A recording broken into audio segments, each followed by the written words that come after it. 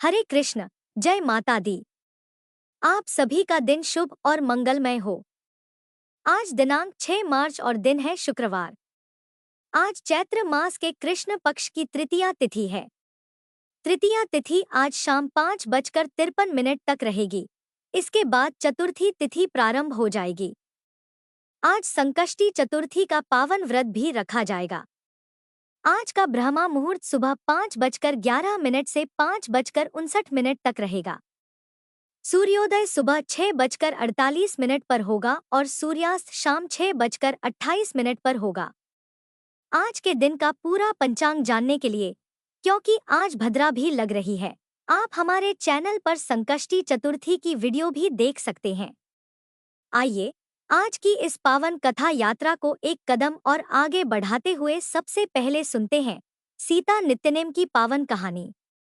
इस कहानी को सीता माता कहती थी और प्रभु श्री राम सुना करते थे। एक दिन श्री राम भगवान को किसी काम के लिए बाहर जाना पड़ा। तो सीता माता कहने लगी कि भगवान मेरा तो 12 वर्ष का नित्यनेम है। अब आप बाहर जाएंगे तो मैं अपनी कहानी किसे सुनाऊंगी। तब श्री राम ने कहा कि सीते आप कुएं की पाल पर जाकर बैठ जाना और वहां पर जो भी औरतें पानी भरने आएंगी उन्हें अपनी कहानी सुना दिया करना। सीता माता कुएं की पाल पर जाकर बैठ गई। तभी एक स्त्री आई। उसने रेशम की जरी की साड़ी पहन रखी थी और सोने का घड़ा ले रखा था। सीता माता उसे देखकर कहने लगी, बहन मेरा 12 वर्ष का नित्यनेम सुन लो। पर वह स्त्री बोली कि मैं तुम्हारा नित्यनेम सुनूंगी तो मुझे तो घर जाने में देर हो जाएगी और मेरी सास मुझसे झगड़ा करेगी।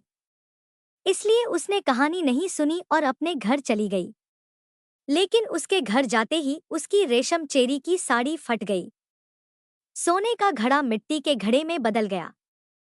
सासू ने देखा तो पूछा, अरे बहू यह किसका दोष अपने सिर लेकर आ गई है। बहू बोली, माँ जी कुएं पर एक औरत बैठी थी।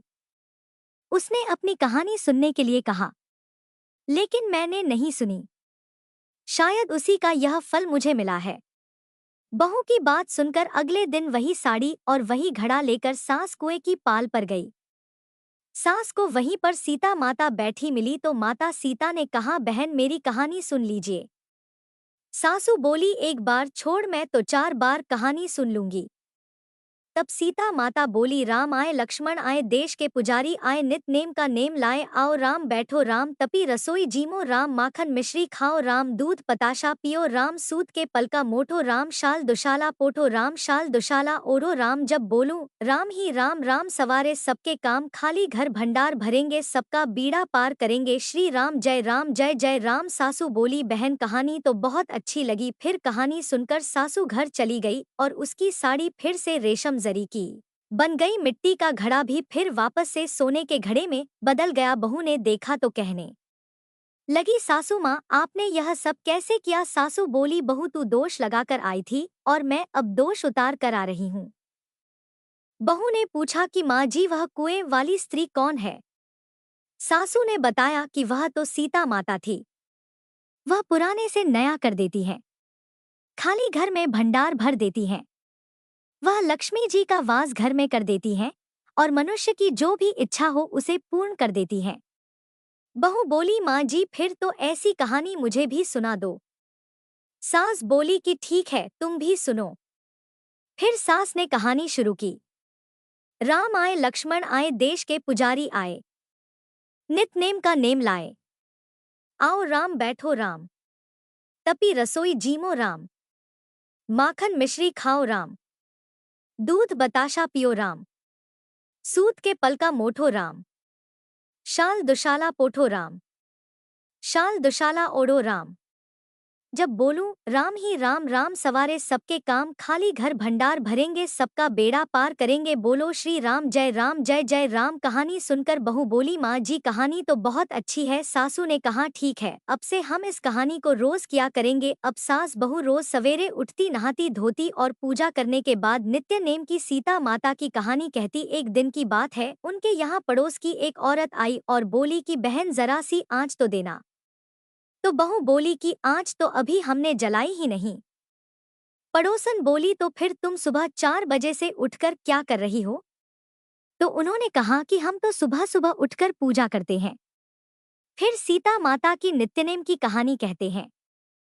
पड़ोसन ने उनकी बात सुनकर फिर कहा कि सीता माता की कहानी कहने से तुम्हें क्या मिला। तब वे दोनों बोली कि सीता माता की कहानी कहने से घर में भंडार भर जाते हैं, सारे काम पूर्ण हो जाते हैं, मन की इच्छा भी पूरी होती है। पड़ोसन ने कहा, बहन अगर ऐसा है तब तो फिर मुझे भी कहानी सुना दो। तब बहू बोली कि ठीक है, तुम भी यह कहानी सुन लो। राम आए, लक्ष्मण आए, देश के पुजारी आए, नित नेम का नेम लाए। आओ राम बैठो राम, तपी रसोई जीमो राम, माखन मिश्री खाओ राम, दूध बताशा पियो राम, सूत के पलका मोठो राम, शाल दुशाला पोठो राम, शाल दुशाला ओढ़ो राम, जब बोलूं राम ही राम, राम सवारे सबके काम, खाली घर भंडार भरेंगे, सबका बेड़ा पार करेंगे, श्री राम जय जय राम। पड़ोसन ने इस कहानी को सुना तो कहने लगी, बहन कहानी तो बहुत अच्छी लगी। अब वह पड़ोसन भी नित्नेम सीता माता की कहानी कहने लगी। कहानी कहने से सीता माता ने पड़ोसन के भी धन के भंडार भर दिए। देखते ही देखते अब तो पूरे मोहल्ले में नित्नेम की कथा चल पड़ी और हर किसी की मनोकामना पूर्ण होने लगी। हे सीता माता, जैसे आपने उन सभी के भंडार भरे वैसे ही हमारे भी भरना। कहानी कहने वाले, सुनने वाले और हुंकार भरने वाले सबके भरना। सभी प्रेम से बोलिए सीता मैया की जय। अब सुनिए चैत्र मास महात्म्य में आज की कथा। नारद जी ने कहा, प्रभु मुनीश्वर, अब मुझे भगवती स्वाहा की पूजा का वह विधान, ध्यान और स्तोत्र बताने की कृपा कीजिए जिससे अग्निदेव ने उनकी पूजा करके स्तुति की थी। भगवान नारायण कहते हैं, ब्राह्मण मुनिवर, भगवती स्वाहा के ध्यान, स्तोत्र और पूजा का जो विधान सामवेद में कहा गया है वही मैं तुम्हें बताता हूँ। ध्यानपूर्वक सुनो।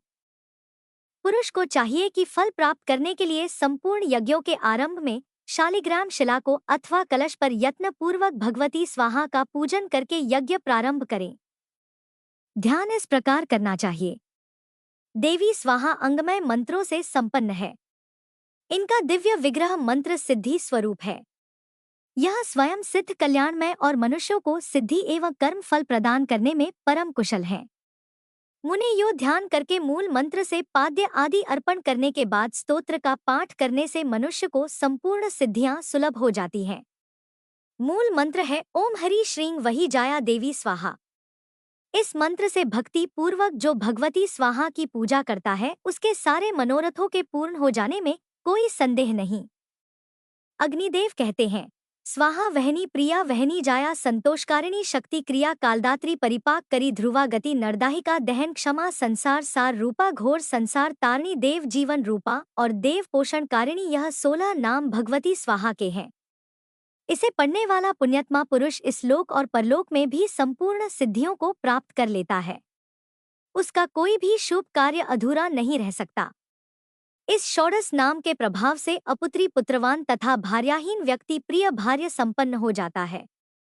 भगवान नारायण कहते हैं, मुने अब भगवती स्वधा का उत्तम उपाख्यान कहता हूँ। सुनो, पितरों के लिए यह तृप्तिप्रद और श्राद्धान्य के फल को बढ़ाने वाला है। जगत सृष्टा ब्रह्मा जी ने सृष्टि के आरंभ में 7 पितरों का सृजन किया। 4 तो मूर्तिमान थे और 3 थे तेजस स्वरूप। उन 7 सुख रूपी मनोहर पितरों को देखकर उनके भोजन के लिए श्राद्ध तर्पण पूर्वक दिया हुआ पदार्थ निश्चित किया। स्नान, तर्पण, श्राद्ध, देव पूजन और प्रतिदिन त्रिकाल संध्या यह ब्राह्मणों का परम कर्तव्य है। यह बात श्रुति में प्रसिद्ध है। जो ब्राह्मण नित्य त्रिकाल संध्या, श्राद्ध, तर्पण, बलि और वेद ध्वनि नहीं करता उसे अजगर सर्प के समान समझना चाहिए। नारद देवी की सेवा से वंचित तथा भगवान को बिना भोग लगाए खाने वाला व्यक्ति जीवन पर्यंत अपवित्र रहता है। उसे कोई भी कार्य करने का अधिकार नहीं है। यो ब्रह्मा जी तो पितरों के आहार, श्राद्ध आदि का विधान करके चले गए, लेकिन ब्राह्मण प्रभवती व्यक्तियों के दिए हुए कव्य पदार्थ पितर पा नहीं सकते थे। अतः वे सभी सुधा अर्थात भूख शांत न होने के कारण उदास होकर ब्रह्मा जी की सभा में गए। उन्होंने वहां जाकर ब्रह्मा जी को सारी बातें बताई। तब उन महाभाग विधाता ने एक परम सुंदर मानसी कन्या प्रकट की।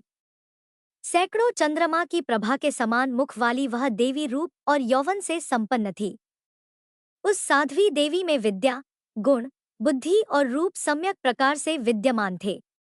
श्वेत चंपा के समान उसका उज्ज्वल वर्ण था।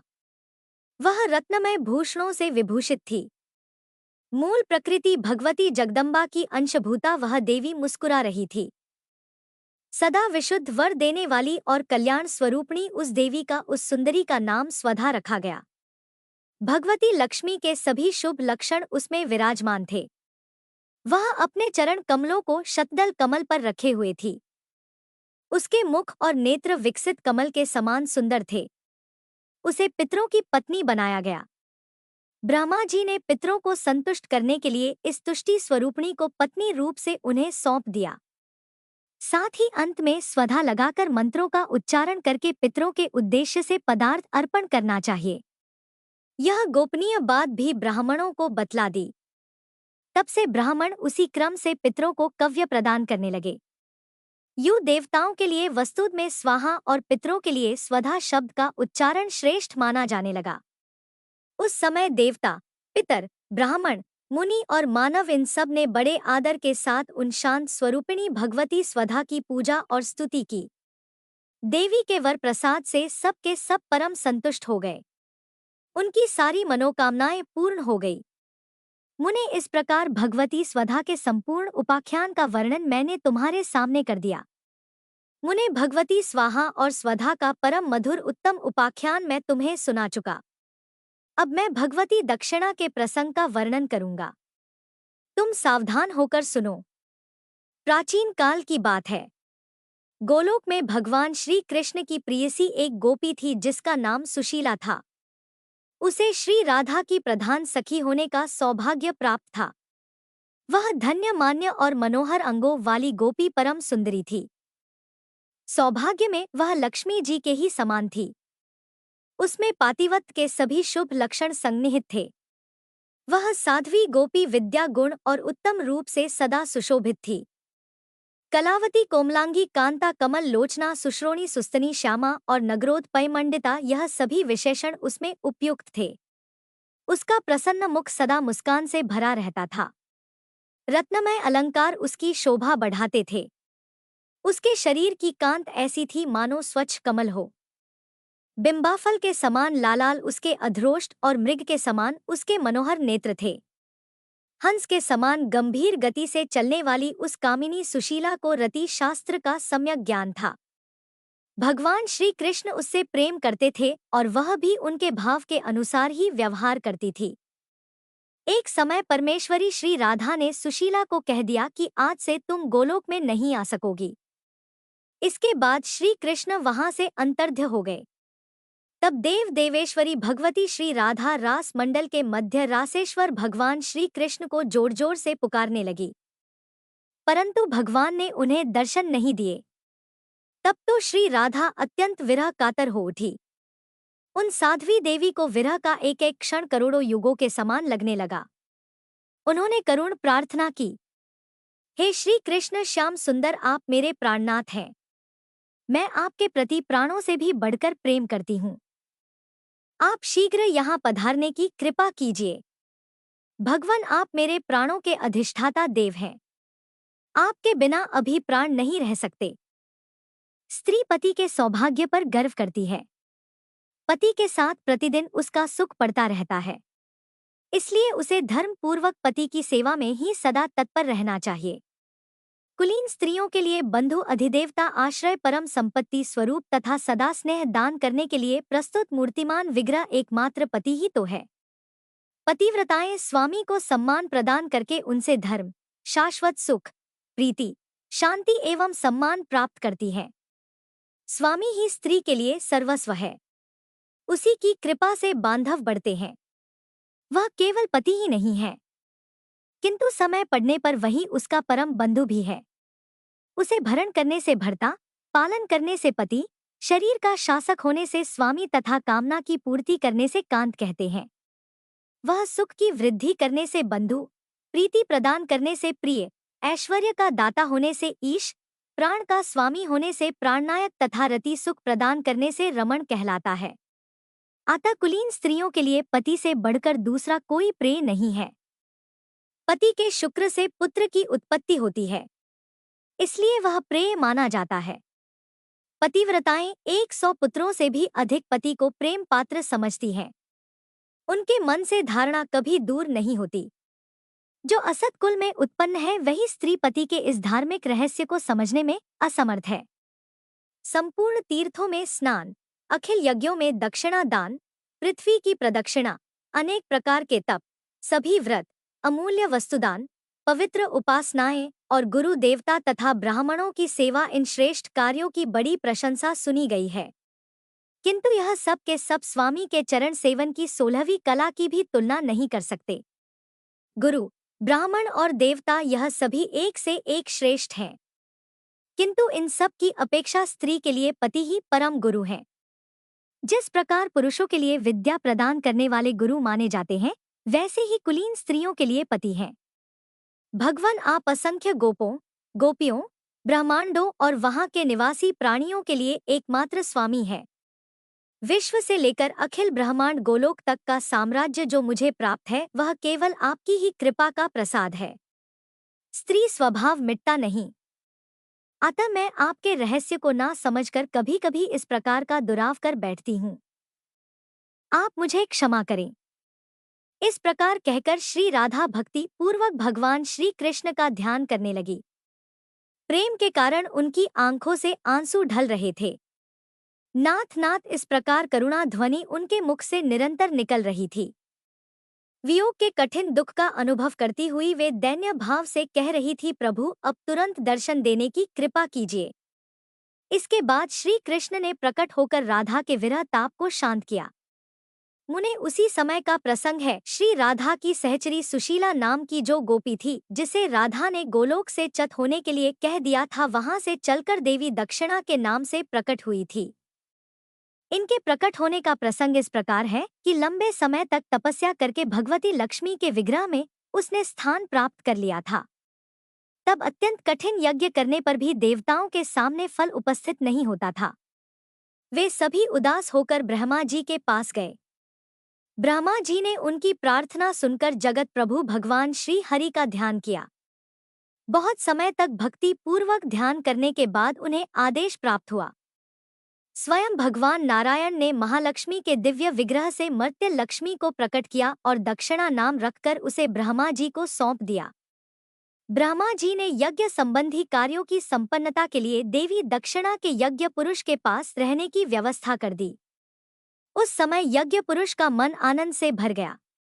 उन्होंने विधि के साथ भगवती दक्षिणा की पूजा और स्तुति की। उन देवी का वर्ण तपाए हुए सुवर्ण के समान था। प्रभा ऐसी थी मानो करोड़ों चंद्रमा हो। उनका अत्यंत कमनीय विग्रह मन को मुग्ध कर देता था। कमल के समान मुख वाली वे कोमलांगी देवी कमल जैसी विशाल नेत्रों से शोभा पा रही थी। भगवती लक्ष्मी से प्रकट उन आदरणीय देवी के लिए कमल ही आसन भी था। शुद्ध चिन्मय वस्त्र उनके शरीर की शोभा बढ़ा रहे थे। उन साध्वी का ओठ सुपक्व बिंबाफल के समान था। उन्होंने अपने केश कलाप में मालती के पुष्पों की माला धारण कर रखी थी। उनके प्रसन्न मुख पर मुस्कान छाई थी। वे रक्त निर्मित भूषणों से विभूषित थी। उनका सुंदर वेश था। उन्हें देखकर तो मुनियों का मन भी मुग्ध हो जाता था। कस्तूरी मिश्रित चंदन से बिंदी के रूप में अर्धचंद्राकार तिलक उनके ललाट पर शोभा पा रहा था। केशों के समीप सिंदूर की एक छोटी बिंदी थी। उनके रहने का स्थान भी जगमगा रहा था। फिर ब्रह्मा जी के कथन अनुसार यज्ञ पुरुष ने उन देवी को अपनी सहधर्मणी बना लिया। कुछ समय बाद देवी दक्षिणा गर्भवती हो गई। 12 दिव्य वर्षों के बाद उन्होंने संपूर्ण कर्मों के फल स्वरूप श्रेष्ठ पुत्र उत्पन्न किया। कर्म समाप्त होने पर फल प्रदान करना उस पुत्र का सहज गुण हुआ। अतः वेदज्ञ पुरुष इस प्रकार कहते हैं कि भगवान यज्ञ देवी दक्षिणा तथा अपने पुत्र फल से संपन्न होने पर ही कर्मों का फल प्रदान करते हैं। नारद इस प्रकार यज्ञ पुरुष दक्षिणा तथा फलदाता पुत्र को प्राप्त करके सबको कर्मों का फल प्रदान करने लगे। तब देवताओं के मन में बड़ी प्रसन्नता हुई और वे सभी सफल मनोरथ होकर अपने अपने स्थान पर चले गए। मैंने धर्मदेव के मुख से ऐसा सुना है। अतः मुनिकर्ता को चाहिए कि कर्म करने के पश्चात तुरंत दक्षिणा दे दे, तभी सद्या फल प्राप्त होता है। यह वेदों की स्पष्ट वाणी है। यदि देववश अथवा अज्ञान से यज्ञकर्ता कर्म संपन्न हो जाने पर तुरंत ही ब्राह्मणों को दक्षिणा नहीं दे देता तो उस दक्षिणा की संख्या उत्तरोत्तर बढ़ती चली जाती है और साथ ही यजमान का संपूर्ण कर्म भी निष्फल हो जाता है। ब्राह्मण का स्वत्व अपहरण करने से वह अपवित्र मानव किसी भी कर्म का अधिकारी नहीं रह जाता। उसी पाप के फल स्वरूप उस पातकी मानव को दरिद्र और रोगी होना पड़ता है। लक्ष्मी अत्यंत भयंकर श्राप देकर उसके घर से चली जाती हैं। उसके दिए हुए श्राद्ध और तर्पण को पितर ग्रहण नहीं करती। ऐसे ही देवता उसकी दी हुई पूजा और अग्नि में दी हुई आहुति भी स्वीकार नहीं करते। यज्ञ करते समय कर्ता ने दक्षिणा संकल्प कर दी किंतु दी नहीं और प्रतिज्ञा लेने वाले ने उसे मांगा भी नहीं, तो यह दोनों ही व्यक्ति नरक में इस प्रकार गिरते हैं जैसे रस्सी टूट जाने पर घड़ा। विप्र, इस प्रकार की यह रहस्य भरी बातें मैंने तुम्हें बतला दी। अब फिर से तुम्हें क्या सुनने की इच्छा है? नारद जी ने पूछा। मुनि, दक्षिणाहीन कर्म के फल को कौन भोगता है? साथ ही यज्ञ पुरुष ने भगवती दक्षिणा की पूजा किस प्रकार की थी वह भी बतलाइए। भगवान नारायण कहते हैं, मुन, दक्षिणाहीन कर्म में फल ही कैसे लग सकता है? क्योंकि फल प्रसव करने की योग्यता तो दक्षिणा वाले कर्म में ही है। मुनि, बिना दक्षिणा का कर्म तो बलि के पेट में चला जाता है। पूर्व समय में भगवान वामन बलि के लिए आहार रूप में इसे अर्पण कर चुके हैं। नारद अक्षोत्री और श्रद्धाहीन व्यक्ति के द्वारा श्राद्ध में दी गई वस्तु को बलि भोजन रूप से प्राप्त करते हैं। शूद्रों से संपन्न रखने वाले ब्राह्मणों के पूजा संबंधी द्रव्य निषिद्ध एवं आचरणहीन ब्राह्मणों द्वारा किया हुआ पूजन तथा गुरु में भक्ति न रखने वाले पुरुष का कर्म, यह सब बलि के आहार हो जाते हैं। इसमें कोई संशय नहीं है। मुनि, भगवती दक्षिणा के ध्यान स्तोत्र और पूजा की विधि के क्रमकरण शाखा में वर्णित है।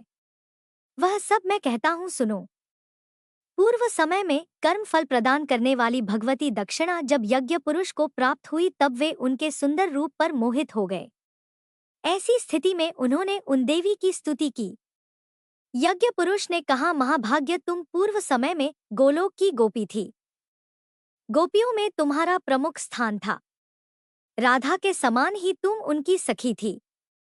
भगवान श्री कृष्ण तुमसे प्रेम करते थे। कार्तिकीय पूर्णिमा के अवसर पर राधा महोत्सव मनाया जा रहा था। कुछ कार्यांतर उपस्थित हो जाने के कारण तुम भगवती महालक्ष्मी के दक्षिण कंधे से प्रकट हुई थी। अतः तुम्हारा नाम दक्षिणा पड़ गया। शुभ ने तुम इससे पहले परम शीलवती होने के कारण सुशीला भी कहलाती थी। तुम ऐसी सुयोग्या देवी श्री राधा के श्राप से गोलोक से च्युत होकर दक्षिणा नाम से संपन्न हो मुझे सौभाग्यवश प्राप्त हुई हो। सुबह तुम मुझे अपना स्वामी बनाने की कृपा करो। तुम ही यज्ञशाली पुरुषों के कर्म का फल प्रदान करने वाली आदरणीय देवी हो। तुम्हारे बिना संपूर्ण प्राणियों के सभी कर्म निष्फल हो जाते हैं और तुम्हारी अनुपस्थिति में कर्मियों का कर्म भी शोभा नहीं पाता। ब्रह्मा, विष्णु, महेश तथा दिक्पाल प्रवृत्ति सभी देवता तुम्हारे न रहने से कर्मों का फल देने में असमर्थ रहते हैं। ब्रह्मा स्वयं कर्म रूप है। शंकर जी को फल रूप बताया गया है। मैं विष्णु स्वयं यज्ञ रूप से प्रकट हूँ। इन सब में सार रूपा तुम ही हो। फल प्रदान करने वाले परब्रह्म और निर्गुणा भगवती प्रकृति तथा स्वयं भगवान श्री कृष्ण तुम्हारे ही तो सहयोग से शक्तिमान बने हैं। कांते, तुम ही मेरी शक्ति हो। वरान, तुम जन्म जन्मांतर में निरंतर मेरे समीप रहो और मैं तुम्हारे संपूर्ण कार्यों में सहायता देने में सफल बना रहूं। यज्ञ पुरुष के इस प्रकार प्रार्थना करने पर यज्ञ की अधिष्ठात्री देवी भगवती दक्षिणा प्रसन्न होकर उनके सामने उपस्थित हुई और उन महाभाग यज्ञ को उन्होंने अपना स्वामी बना लिया। यह भगवती दक्षिणा का स्तोत्र है। जो पुरुष यज्ञ के अवसर पर इसका पाठ करता है उसे संपूर्ण यज्ञों के फल सुलभ हो जाते हैं। इसमें कोई संशय नहीं। सभी प्रकार के यज्ञों के आरंभ में जो पुरुष इस स्तोत्र का पाठ करता है उसके सभी यज्ञ निर्विघ्न संपन्न हो जाते हैं। यह ध्रुव सत्य है। यह स्तोत्र तो कह दिया। अब ध्यान और पूजा विधि भी सुनो। विद्वान पुरुष को चाहिए कि शालिग्राम की मूर्ति में अथवा कलश पर आह्वान करके भगवती दक्षिणा की पूजा करें। ध्यान इस प्रकार करना चाहिए कि भगवती लक्ष्मी के दाहिने कंधे से प्रकट होने के कारण दक्षिणा नाम से विख्यात यह देवी साक्षात कमला की कला है। संपूर्ण यज्ञ यागादि कर्मों में अखिल कर्मों का फल प्रदान करना इनका सहज गुण है। यह भगवान विष्णु की शक्ति स्वरूपा है। सबने इनकी वंदना की है।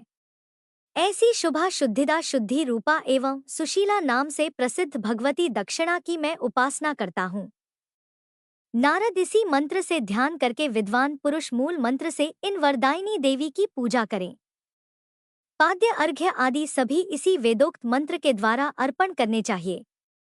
मंत्र यह है ओम श्रीं क्लीं ह्रीं दक्षिणाय स्वाहा।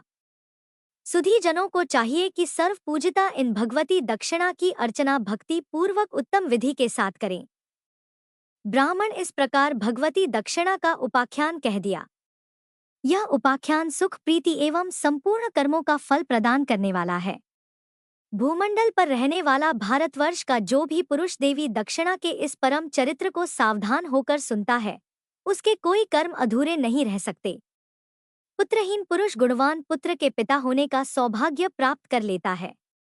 जो पत्नीहीन हो उसे परम सुशीला सुंदर पत्नी सुलभ हो जाती है। साथ ही उसका घर कुलीन पुत्रवधू से संपन्न हो जाता है। पुत्र उत्पन्न करना, विनय मधुर भाषण, पातिव्रत तथा शुद्ध आचरण, यह सभी सद्गुण उस पुत्रवधू में रहते हैं। विद्याहीन विद्वान, दरिद्री धनवान, भूमिहीन भूमिवान तथा प्रजाहीन व्यक्ति श्रवण के प्रभाव से प्रजावान बन जाता है। संकट, बंधु विच्छेद, विपत्ति तथा बंधन के अवसर पर 1 महीने तक इसका श्रवण करके पुरुष इन सभी विषम परिस्थितियों से छूट जाता है। इसमें कोई संशय नहीं। प्रिय श्रोताओं, आज चैत्र मास महात्म्य की कथा में बस इतना ही। इसके आगे का वर्णन आप सभी कल सुनिएगा। अब सुनिए आज की भागवत कथा, जिसमें श्री सुखदेव जी कहते हैं, हे परीक्षित, जब इंद्र को पता चला कि मेरी पूजा बंद कर दी गई है, तब वे नंद बाबा आदि गोप पर बहुत ही क्रोधित हुए, परंतु उनके क्रोध करने से होता ही क्या? उन गोपों के रक्षक तो स्वयं भगवान श्री कृष्ण थे। इंद्र को अपने पद का बड़ा घमंड था। वे समझते थे कि मैं ही त्रिलोकी का ईश्वर हूँ। उन्होंने क्रोध से तिलमिलाकर प्रलय करने वाले मेघों के सांवर्तक नामक गण को ब्रिज पर चढ़ाई करने की आज्ञा दे दी और कहा, ओहो, इन जंगली ग्वालों को इतना घमंड, सचमुच यह तो धन का ही नशा है। भला देखो तो सही, एक साधारण मनुष्य कृष्ण के बल पर उन्होंने मुझ देवराज का अपमान कर डाला। जैसे पृथ्वी पर बहुत से मंदबुद्धि पुरुष भवसागर से पार जाने के सच्चे साधन ब्रह्मा विद्या को छोड़ देते हैं और नाम मात्र की टूटी हुई नाव से कर्ममय यज्ञों से इस घोर संसार सागर को पार करना चाहते हैं। कृष्ण बकवादी, नादान, अभिमानी और मूर्ख होने पर भी अपने को बहुत बड़ा ज्ञानी समझता है। वह तो स्वयं मृत्यु का ग्रास है। फिर भी उसी का सहारा लेकर इन अहीरों ने मेरी अवहेलना की है। एक तो यह यूं ही धन के नशे में चूर हो रहे थे, दूसरे कृष्ण ने इनको और बढ़ावा दे दिया है। अब तुम लोग जाकर इनके इस धन का घमंड और हेकड़ी को धूल में मिला दो और उनके पशुओं का भी संहार कर डालो। मैं भी तुम्हारे पीछे पीछे ऐरावत हाथी पर चढ़कर नंद के ब्रज का नाश करने के लिए महापराक्रमी मरुद गणों के साथ आता हूँ। श्री सुखदेव जी कहते हैं, परीक्षित, इंद्र ने इस प्रकार प्रलय के मेघों को आज्ञा दी और उनके बंधन खोल दिए। अब वे बड़े वेग से नंद बाबा के ब्रज पर चढ़ आए। मूसलाधार पानी बरसाकर सारे ब्रिज को पीड़ित करने लगे। चारों ओर बिजलियां चमकने लगी। बादल आपस में टकराकर कड़कने लगे और प्रचंड आंधी की प्रेरणा से वे बड़े बड़े ओले भी बरसाने लगे। इस प्रकार जब दल के दल बादल बार बार आकर खंभे के समान मोटी मोटी धाराएं गिराने लगे, तब ब्रिजभूमि का कोना कोना पानी से भर गया और कहाँ नीचा है कहाँ ऊंचा, इसका पता चलना बड़ा मुश्किल हो गया। इस प्रकार मूसलाधार वर्षा और झंझावात के झपाटे से जब एक एक पशु ठिठुरने और कांपने लगा, ग्वाल और ग्वालिनें भी ठंड के मारे अत्यंत व्याकुल हो गई, तब वे सब के सब भगवान श्री कृष्ण की शरण में आए। मूसलाधार वर्षा से सताए जाने के कारण सबने अपने अपने सिर और बच्चों को नहकर अपने शरीर के नीचे छुपा लिया था और वे कांपते कांपते भगवान के चरण शरण में जा पहुंचे और कहने लगे, प्यारे श्री कृष्ण, तुम तो बड़े भाग्यवान हो। अब तो हे कृष्ण, केवल तुम्हारे ही भाग्य से हमारी रक्षा हो सकेगी। प्रभु, इस सारे गोकुल के एकमात्र स्वामी, एकमात्र रक्षक तुम ही हो। भक्तवत्सल इंद्र के क्रोध से तो अब केवल तुम ही हमारी रक्षा कर सकते हो। भगवान ने देखा कि वर्षा और ओलों की मार से पीड़ित होकर सब बेहोश हो जा रहे हैं। तब वे समझ गए कि यह सारी करतूत इंद्र की है। उन्होंने ऐसा क्रोधवश किया है। वे मन ही मन कहने लगे कि हमने इंद्र का यज्ञ भंग कर दिया है। इसी से वे ब्रिज का नाश करने के लिए बिना ऋतु के ही यह प्रचंड वायु और ओलों के साथ घनघोर वर्षा कर रहे हैं। अच्छा, मैं अपनी योगमाया से इसका भलीभांति जवाब दूंगा। यह मूर्खतावश अपने को लोकपाल मानते हैं। इनके ऐश्वर्य और धन का घमंड और अज्ञान आज मैं चूर चूर कर दूंगा। देवता लोग तो सत प्रधान होते हैं। इनमें अपने ऐश्वर्य और पद का अभिमान नहीं होना चाहिए। इसलिए यह उचित ही है कि इन सत्वगुण से चत दुष्ट देवताओं का मैं मान भंग कर दूं। इससे अंत में उन्हें शांति ही मिलेगी। यह सारा ब्रिज मेरे आश्रित है, मेरे द्वारा स्वीकृत है और एकमात्र मैं ही इसका रक्षक हूँ। इसलिए मैं अपनी योगमाया से इसकी रक्षा करूंगा। संतों की रक्षा करना तो मेरा व्रत ही है। अब उसके पालन का अवसर आ पहुंचा है। इस प्रकार कहकर भगवान श्री कृष्ण ने खेल ही खेल में एक ही हाथ से गिरिराज गोवर्धन को उखाड़ लिया और जैसे छोटे छोटे बालक बरसाती छत्ते के पुष्प को उखाड़कर अपने हाथ में रख लिया करते हैं, ठीक वैसे ही उन्होंने भी उस पर्वत को धारण कर लिया। इसके बाद भगवान ने गोपों से कहा, माताजी, पिताजी और ब्रजवासियों, आप लोग अपनी गौ और सब सामग्रियों के साथ इस पर्वत के गड्ढे में आकर आराम से बैठ जाओ। देखो, आप लोग ऐसी शंका मत करना कि मेरे हाथ से पर्वत गिर जाएगा। आप लोग बिल्कुल भी मत डरना। इस आंधी पानी के डर से आपको बचाने के लिए ही मैंने यह उपाय रचा है।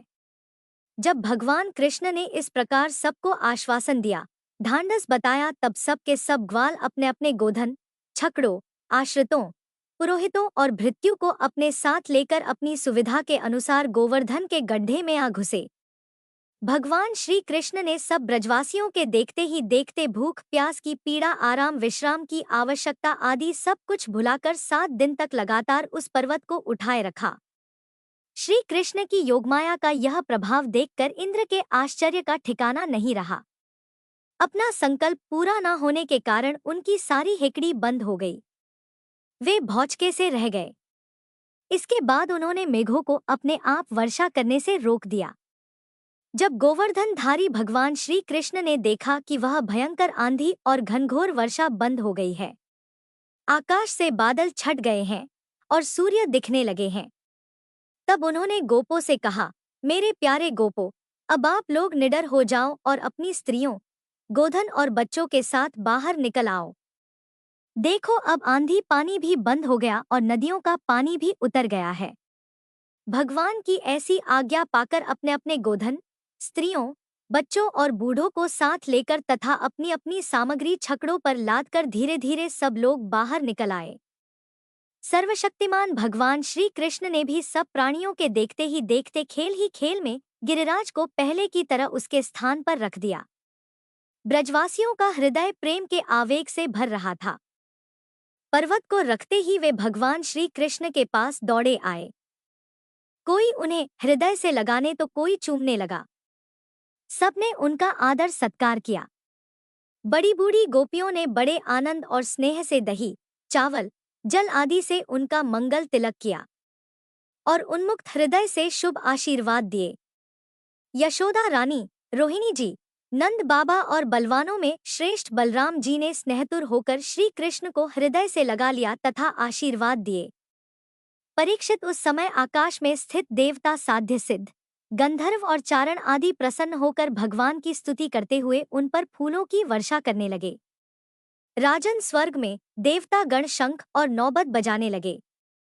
गंधर्वराज भगवान की लीला का गान करने लगे।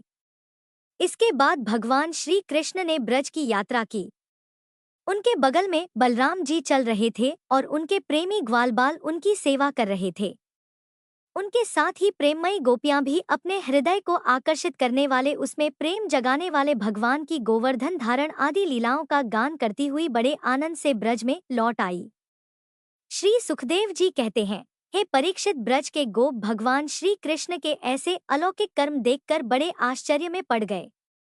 उन्हें भगवान की अनंत शक्ति का तो पता था नहीं। वे इकट्ठे होकर आपस में इस प्रकार कहने लगे कि इस बालक के यह कर्म तो बड़े अलौकिक हैं और इसका हमारे जैसे गंवार ग्रामीणों में जन्म लेना तो बड़े निंदा की बात है। यह भला कैसे उचित हो सकता है? जैसे गजराज कोई कमल का फूल उखाड़कर उसे ऊपर उठा ले और धारण कर ले, वैसे ही इस नन्हे से 7 वर्ष के बालक ने एक ही हाथ से गिरिराज गोवर्धन को उखाड़ लिया और खेलक में 7 दिनों तक उठाए भी रखा। यह साधारण मनुष्य के लिए भला कैसे संभव है?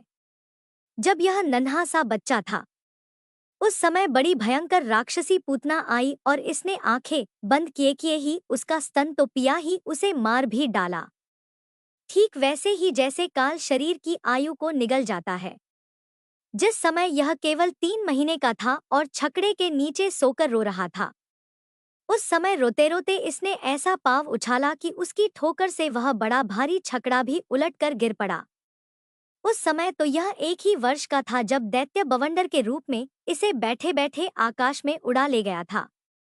तुम सब जानते ही हो कि इसने उस तृणावर्त दैत्य को गला घोंटकर मार डाला। अरे उस दिन की बात तो सभी जानते हैं कि माखन चोरी करने पर यशोदा जी ने इसे उखल से बांध दिया था और यह घुटनों के बल बकिया खींचते खींचते उन दोनों विशाल अर्जुन वृक्षों के बीच में से निकल गया और उन्हें उखाड़ ही डाला। जब यह ग्वाल बाल और बलराम जी के साथ बछड़ों को चराने के लिए वन में गया हुआ था, उस समय इसको मार डालने के लिए दैत्य बगुले के रूप में आया और इसने दोनों हाथों से उसकी दोनों चोंच पकड़कर उसे तिनके की तरह चीर डाला।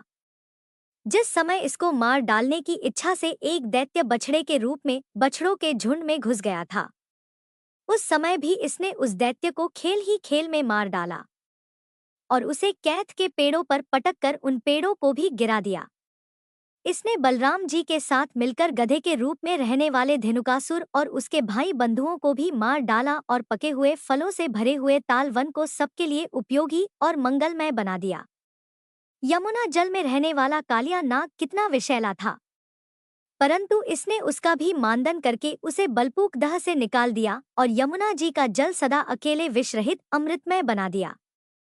नंद जी, हम यह भी देखते हैं कि आपके सांवले बालक पर हम सभी ब्रजवासियों का अनंत प्रेम है और इसका भी हम पर स्वाभाविक ही स्नेह है। क्या आप बतला सकते हैं कि इसका क्या कारण होगा?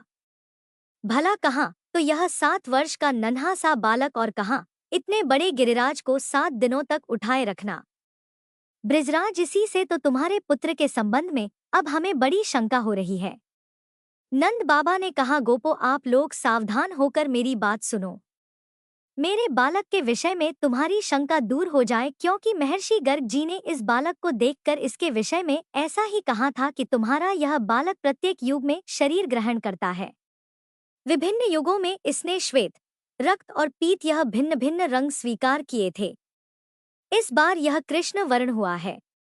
नंद जी, यह तुम्हारा पुत्र पहले कहीं वासुदेव जी के घर में भी पैदा हुआ था, इसलिए इस रहस्य को जानने वाले लोग इसका नाम श्रीमान वासुदेव है ऐसा कहते हैं।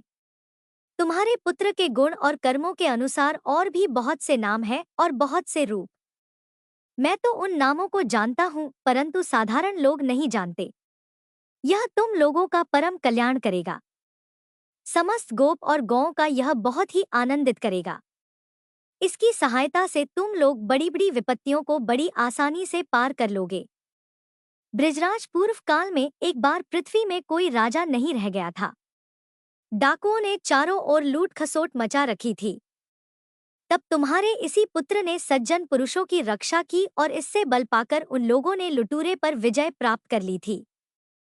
गर्ग जी ने कहा था कि नंद बाबा, जो तुम्हारे इस सांवले शिशु से प्रेम करते हैं वे तो बड़े भाग्यवान हैं। जैसे विष्णु भगवान के कर कमलों की छत्रछाया में रहने वाले देवताओं को असुर नहीं जीत सकते, वैसे ही इससे प्रेम करने वालों को भीतरी या बाहरी किसी भी प्रकार के शत्रु नहीं जीत सकते।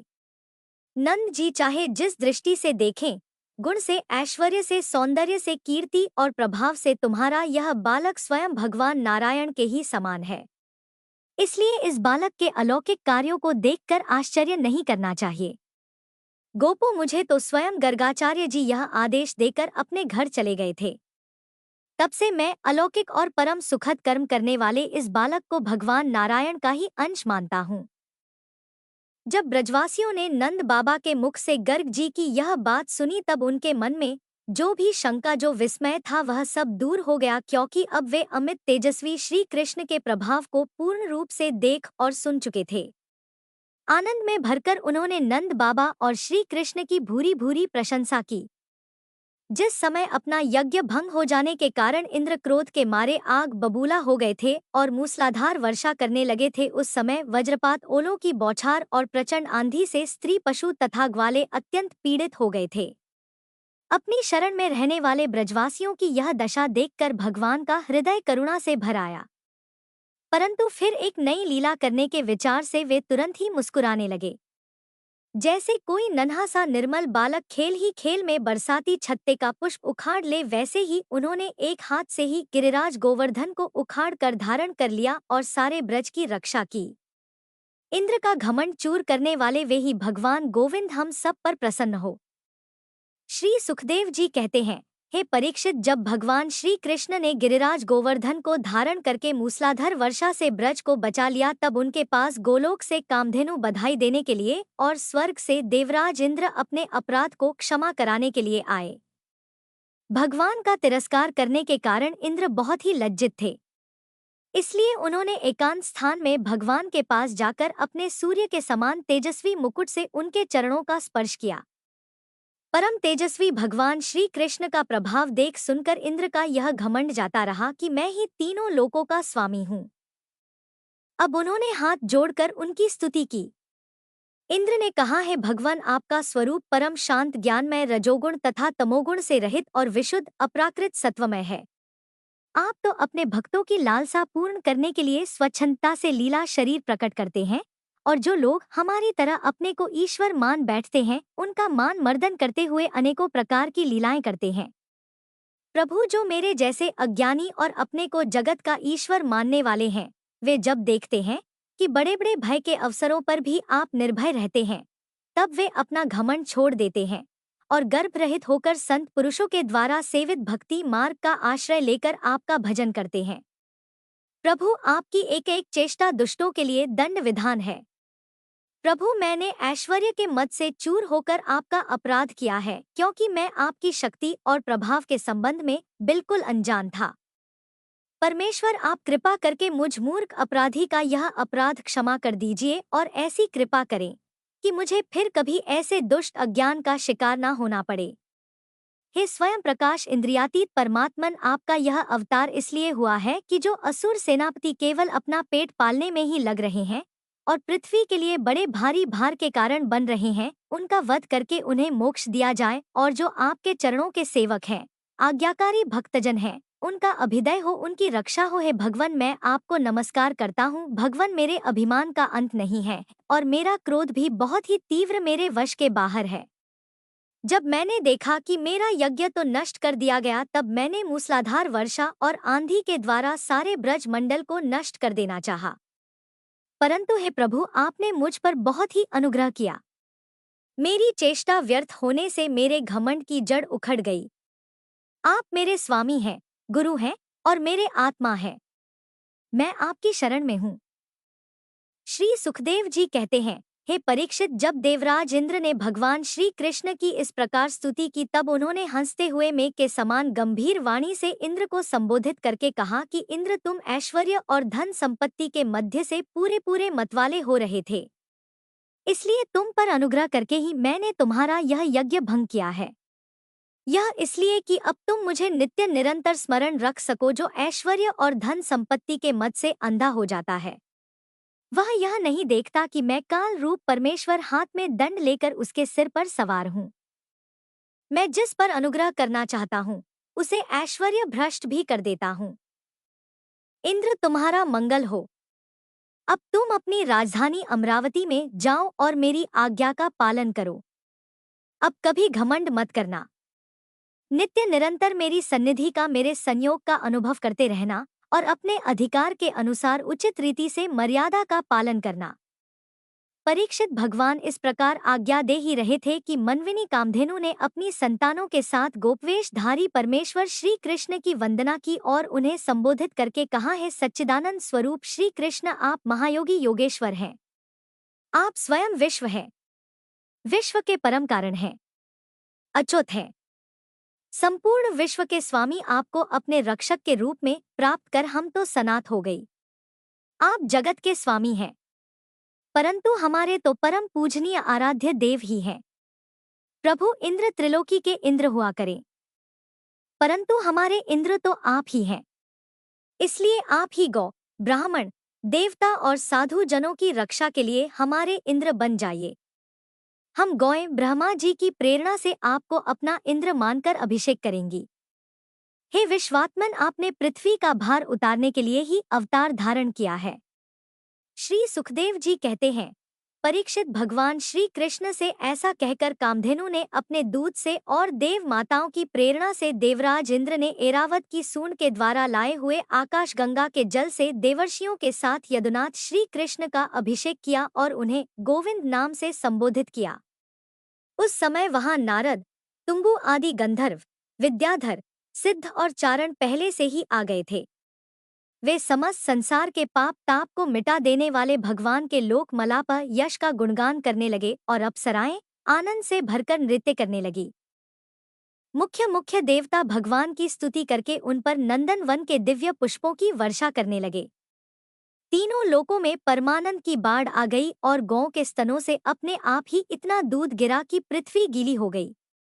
नदियों में विविध रसों की बाढ़ आ गई, वृक्षों से मधुधारा बहने लगी। बिना जोते गए पृथ्वी में अनेकों प्रकार की औषधियां और अन्न अपने आप पैदा हो गए। पर्वतों में छुपे हुए मणि माणिक्य स्वयं ही बाहर निकल आए। परीक्षित भगवान श्री कृष्ण का अभिषेक होने पर जो जीव स्वभाव से ही क्रूर हैं, वे भी वैरहीन हो गए। उनमें भी परस्पर मित्रता हो गई। इंद्र ने इस प्रकार गौ और गोकुल के स्वामी श्री गोविंद का अभिषेक किया और उनसे अनुमति प्राप्त होने पर देवता गंधर्व आदि के साथ स्वर्ग की यात्रा की।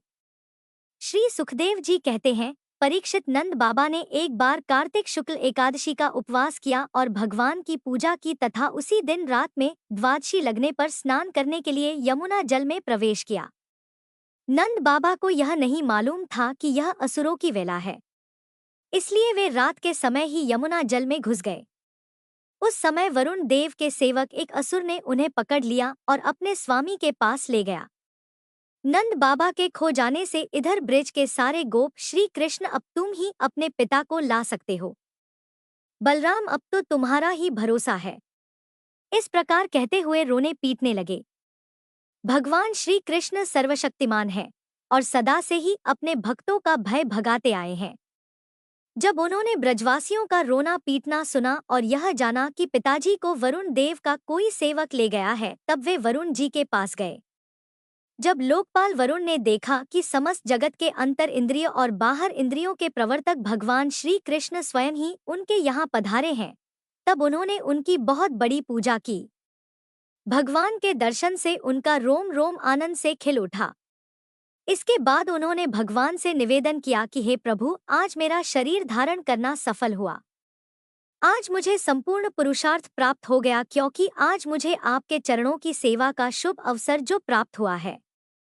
भगवान, जिन्हें भी आपके चरण कमलों की सेवा का सुअवसर मिला, वे तो भवसागर से ही पार हो गए। आप भक्तों के भगवान, वेदांतियों के ब्रह्मा और योगियों के परमात्मा हैं। आपके स्वरूप में विभिन्न लोक सृष्टियों की कल्पना करने वाली माया नहीं है, ऐसा श्रुति कहती है। मैं आपको नमस्कार करता हूँ। प्रभु, यह सेवक बड़ा मूढ़ और अनजान है, वह अपने कर्तव्य को नहीं जानता। वही आपके पिताजी को यहाँ ले आया है। आप कृपा करके उसका अपराध क्षमा कीजिए। गोविंद, मैं जानता हूँ कि आप अपने पिता के प्रति बड़ा प्रेम भाव रखते हैं। वे आपके पिता हैं, आप इन्हें ले जाइए। परंतु भगवान, आप सबके अंतर्यामी, सबके साक्षी हैं, इसलिए विश्व विमोहन है श्री कृष्ण, आप मुझ दास पर भी कृपा कीजिए। श्री सुखदेव जी कहते हैं, परीक्षित भगवान श्री कृष्ण ब्रह्मा आदि ईश्वरों के भी ईश्वर हैं। लोकपाल वरुण ने इस प्रकार उनकी स्तुति करके उन्हें प्रसन्न कर लिया। इसके बाद भगवान अपने पिता नंद जी को लेकर ब्रज में चले आए और ब्रजवासी भाई बंधुओं को आनंदित किया। नंद बाबा ने वरुण लोक में लोकपाल के इंद्रियातीत ऐश्वर्य और सुख संपत्ति को देखा और यह भी देखा कि वहां के निवासी उनके पुत्र श्री कृष्ण के चरणों में झुक झुक कर प्रणाम कर रहे हैं। तब उन्हें बड़ा विस्मय हुआ। उन्होंने ब्रिज में आकर अपने जाति भाइयों को सारी बातें कह सुनाई। परीक्षित भगवान के प्रेमी गोप यह सुनकर ऐसा समझने लगे कि अरे यह तो स्वयं भगवान है। तब उन्होंने मन ही मन बड़ी उत्सुकता से विचार किया कि क्या कभी जगदीश्वर भगवान श्री कृष्ण हम लोगों को भी अपनी वह मायातीत स्वधाम जहां केवल इनके प्रेमी भक्त ही जा सकते हैं दिखलाएंगे। परीक्षित भगवान श्री कृष्ण स्वयं सर्वदर्शी हैं। भला उनसे यह बात कैसे छिपी रहती? वे अपने आत्मीय गोपों की यह अभिलाषा जान गए और उनका संकल्प सिद्ध करने के लिए कृपा से भरकर इस प्रकार सोचने लगे कि इस संसार में जीव अज्ञानवश शरीर में आत्मबुद्धि करके तरह तरह की कामना और उनकी पूर्ति के लिए अनेकों प्रकार के कर्म किया करता है। फिर उनके फल स्वरूप देवता मनुष्य पशु पक्षी आदि ऊंची नीची योनियों में भटकता फिरता है। अपनी असली गति को आत्मस्वरूप को नहीं पहचान पाता। परम दयालु भगवान श्री कृष्ण ने इस प्रकार सोचकर उन गोपों को माया अंधकार से अतीत अपना परमधाम दिखलाया। भगवान ने पहले उनको उस ब्रह्मा का साक्षात्कार करवाया जिसका स्वरूप सत्य ज्ञान अनंत सनातन और ज्योति स्वरूप है। फिर समाधिनिष्ठ गुणातीत पुरुष ही जिसे देख पाते हैं। जिस जलाशय में अक्रूर जी को भगवान ने अपना स्वरूप दिखलाया था, उसी ब्रह्मा स्वरूप ब्रह्मा नद में भगवान उन गोपों को ले गए। वहां उन लोगों ने उसमें डुबकी लगाई। वे ब्रह्मत में प्रवेश कर गए। तब भगवान ने उसमें उनको निकालकर अपने परमधाम का दर्शन कराया। उस दिव्य भगवत स्वरूप लोक को देखकर नंद आदि गोप परमानंद में मगन हो गए। वहां उन्होंने देखा कि सारे वेद मूर्तिमान होकर भगवान श्री कृष्ण की स्तुति कर रहे हैं। यह देखकर वे सब के सब परम विस्मित हो गए। श्री सुखदेव जी कहते हैं, परीक्षित शरद ऋतु का समय था। उसके कारण बेला चमेली आदि सुगंधित पुष्प खिलखिल कर महक रहे थे। भगवान ने चीर हरण के समय गोपियों को जिन रात्रियों का संकेत किया था वे सब की सब पुंजीभूत होकर एक ही रात के रूप में उल्लासित हो रही थी। भगवान ने उन्हें देखा, देखकर दिव्य बनाया। गोपियां तो चाहती ही थी। अब भगवान ने भी अपनी अचिंत महाशक्ति योग माया के सहारे उन्हें निमित्त बनाकर रसमयी रास क्रीड़ा करने का संकल्प लिया। अमना होने पर भी अर्थात मन न होने पर भी उन्होंने अपने प्रेमियों की इच्छा पूर्ण करने के लिए मन स्वीकार किया। भगवान के संकल्प करते ही चंद्रदेव ने प्राची दिशा के मुखंडल पर अपने शीतल किरण रूपी कर कमलों से लालिमा की रोली केसर मल दी। जैसे बहुत दिनों के बाद अपनी प्राणप्रिया पत्नी के पास आकर उसके प्रियतम पति ने उसे आनंदित करने के लिए ही ऐसा किया हो। इस प्रकार चंद्रदेव ने उदय होकर न केवल पूर्व दिशा का बल्कि संसार के समस्त चर अचर प्राणियों का संताप जो दिन में शरतकालीन प्रखर सूर्य रश्मियों के कारण बढ़ गया था उसे दूर कर दिया। उस दिन चंद्रदेव का मंडल अखंड था। पूर्णिमा की रात थी। वे नूतन केसर के समान लालाल हो रहे थे। कुछ संकोच मिश्रित अभिलाषा से युक्त जान पड़ते थे। उनका मुखमंडल लक्ष्मी जी के समान मालूम हो रहा था। उनकी कोमल किरणों से सारा वन अनुराग के रंग में रंग गया था। वन के कोने कोने में उन्होंने अपनी चांदनी के द्वारा अमृत का समुद्र उड़ेल दिया था। भगवान श्री कृष्ण ने अपने दिव्य उज्ज्वल रस के उद्दीपन की पूरी सामग्री उन्हें और उस वन को देखकर अपनी बांसुरी पर ब्रज सुंदरियों के मन को हरण करने वाली काम बीज क्लिंग की अस्पष्ट और मधुर तान छिड़ी। भगवान का वह बंशी वादन भगवान के प्रेम को उनके मिलन की लालसा को अत्यंत उकसाने वाला बढ़ाने वाला था। यूं तो श्याम सुंदर ने पहले से ही गोपियों के मन को अपने वश में कर रखा था। अब तो उनके मन की सारी वस्तुएं भय, संकोच, धैर्य, मर्यादा आदि की वृत्तियां भी छीन ली। बांसुर की आवाज सुनते ही उनकी विचित्र गति हो गई। जिन्होंने एक साथ साधना की थी, श्री कृष्ण को पति रूप में प्राप्त करने के लिए वे गोपियां भी एक दूसरे को सूचना न देकर यहाँ तक कि एक दूसरे से अपनी चेष्टा को छुपाकर जहाँ वे थे वहीं के लिए चल पड़ी। परीक्षित वे इतने वेग से चली थी कि उनके कानों के कुंडल झोंके खा रहे थे। बांसुरी की आवाज सुनकर जो गोपियां दूध दुह रही थी, वे अत्यंत उत्सुकतावश दूध दुहना छोड़कर चल पड़ी। जो चूल्हे पर दूध ओटा रही थी वे उफनता हुआ दूध छोड़कर, और जो लप्स पका रही थी वे पकी हुई लपसी बिना उतारे ही ज्यों की त्यों छोड़कर चलती। जो भोजन परस रही थी वे परोसना छोड़कर, जो छोटे छोटे बच्चों को दूध पिला रही थी वे दूध पिलाना छोड़कर, जो पतियों की सेवा कर रही थी वे उनकी सेवा छोड़कर, और जो स्वयं भोजन कर रही थी वे अपना भोजन अधूरा ही छोड़कर अपने कृष्ण प्यारे के पास चल पड़ी। हरे कृष्ण, जय माता दी। भक्तों, आज की कथा में बस इतना ही। इसके आगे की पावन कथा आप सभी कल के अगले अध्याय में सुनिएगा। तब तक के लिए आप सभी पर भगवान की कृपा बनी रहे।